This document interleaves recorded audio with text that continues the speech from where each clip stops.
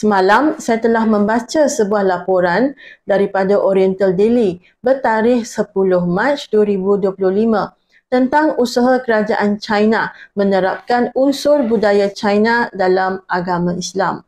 Terdapat 4 bahagian dalam laporan ini. Saya ringkaskan dengan membaca hanya 3 bahagian sahaja. Bahagian pertama, penghapusan unsur dan pengaruh Arab dalam agama Islam.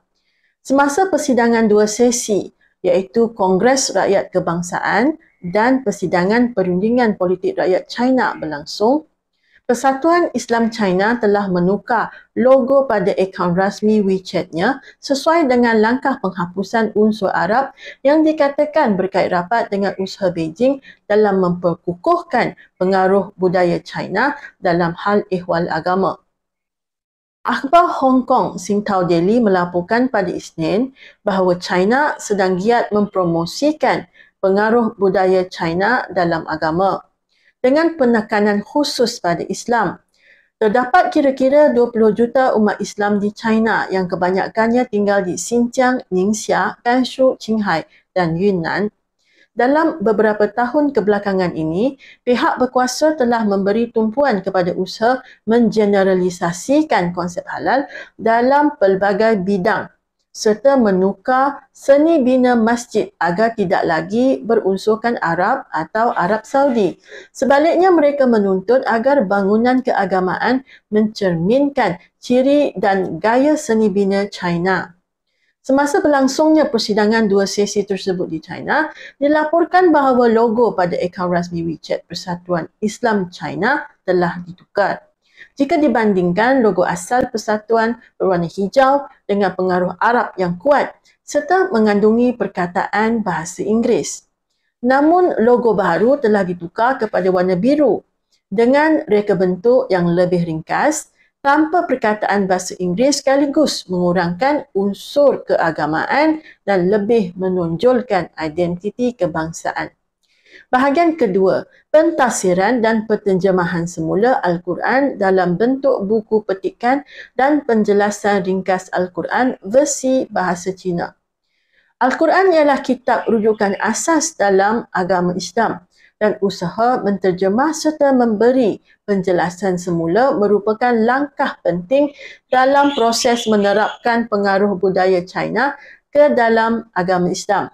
Setelah lebih 4 tahun diusahakan, buku petikan dan penjelasan ringkas Al-Quran versi bahasa Cina ini telah diterbitkan secara rasmi pada September 2024 dan pada Oktober tahun yang sama, satu sesi perbincangan mengenai penerbitan buku ini telah diadakan dengan kehadiran Timbalan Menteri Jabatan Kerja Barisan Hadapan Pusat atau UFWD merangkap Ketua Pentadbiran Hal Ehwal Agama Negara Chen Ruifeng.